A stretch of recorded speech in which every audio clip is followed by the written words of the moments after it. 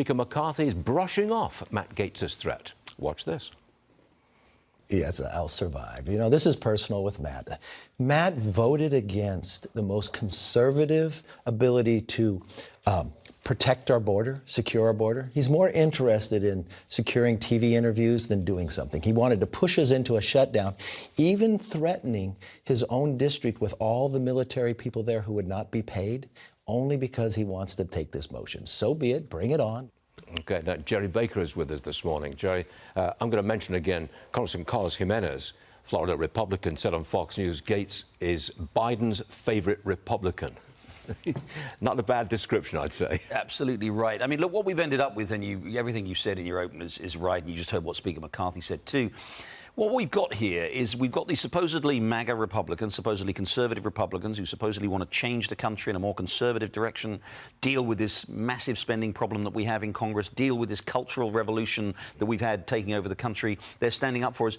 And as a result of their actions, Stuart, we end up with a measure that's passed, 45-day continuing resolution, that actually is way more democratic, enjoys way more Democratic support than it enjoys Republican support. It does most of the things that Democrats want. Who was celebrating at the weekend? Who was out there saying, you know, this is a great outcome? Chuck Schumer. Yes. And the Democrats were out there saying, yeah, this is good, this is sensible policy. And the policy that the Republicans wanted, that Kevin McCarthy actually proposed and was supported by, you know, the vast majority of the Republican caucus, was much more conservative. It would have cut government spending. It would have secured the border. It would have implemented a long-term fiscal commission to address these problems that we have. Who rejected that? These so-called conservative MAGA Republicans. It is a ridiculous situation. It is personal, and he is Biden's favourite Republican because he's enabling Biden to get what he wants. Precisely. Another one for you, Gerry. California's Governor Newsom, he has picked LaPonza Butler to replace Senator Dianne Feinstein. Looks to me like identity politics. Female, black, gay. Not just that, the Democratic senator from Maryland, apparently, according to her official residence is apparently Maryland. Or at least that's what that's got to change that. That's what I was reading last night. Yeah, of course. Again, and by the way, you know where identity politics ends?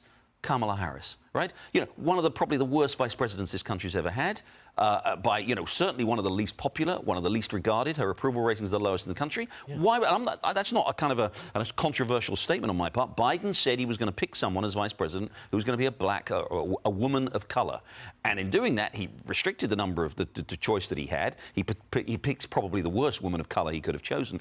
Yeah, of course, when you do that, this is what, when you make these tokenistic culture war decisions, like picking someone on the basis of their identity rather than the basis of their ability, this is what you end up with. Gerry Baker, excellent stuff. Thanks very much for being here this morning. Thanks, Stuart. Thanks Appreciate it, always.